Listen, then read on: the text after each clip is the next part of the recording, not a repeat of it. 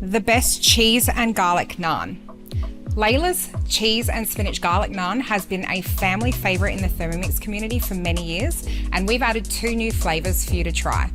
I think this is going to continue to be a popular one in the Thermomix community for many years more. Today we're showing off the garlic and cheese stuffed naan. So we've just chucked our garlic in and give it a chop.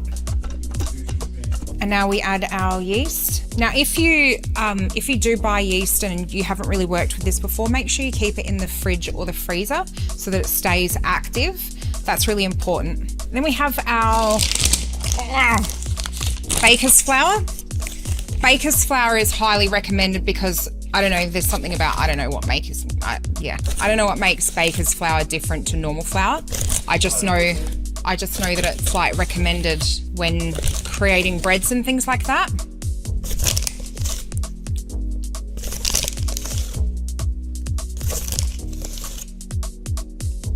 Some salt.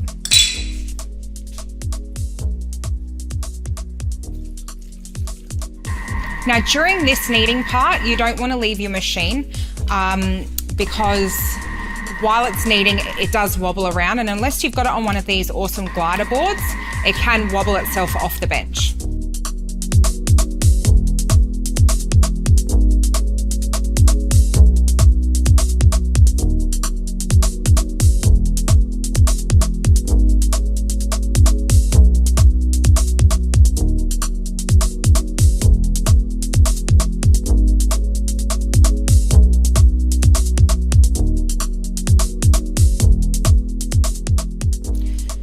To fill your cheese and spinach naan, you want to flatten out a ball of dough just slightly like that.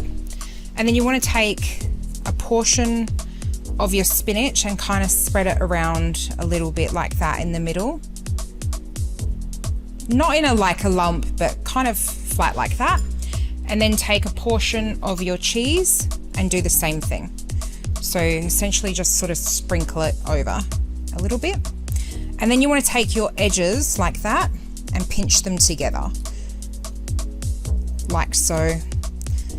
So that the crease comes into the middle like that, and just make sure it's pinched shut properly.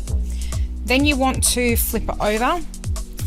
Now my dough's a little bit sticky today, so I am using a lightly floured surface.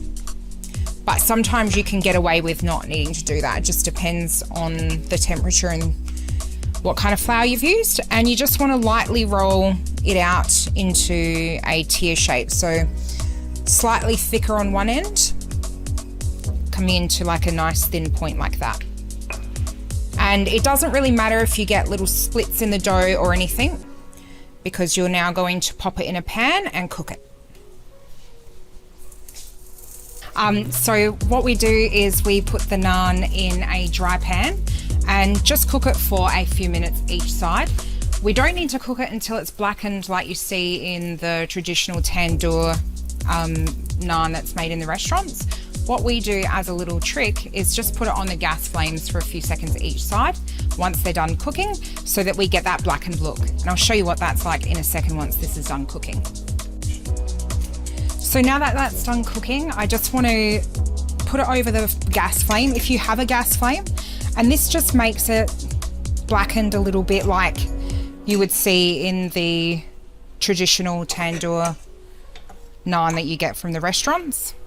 It's not required. This is just a little extra tip that I've included in the book because you might like it for your photos to look a little bit more of a pop. So we just want to make sure we're flipping it over the flame and letting it get that char on it.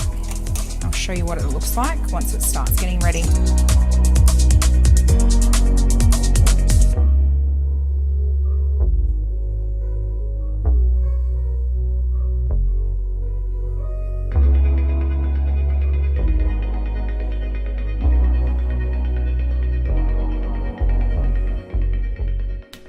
I think I just put the butter in.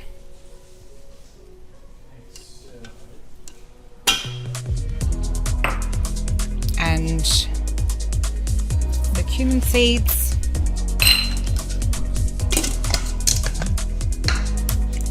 think it cooks for 5 minutes. Steaming temp. Now that my naans are all cooked and ready to go, I'm just lathering them with this delicious cumin infused butter that I made while the naans were cooking. It's an optional extra, but to me it looks like it's absolutely required.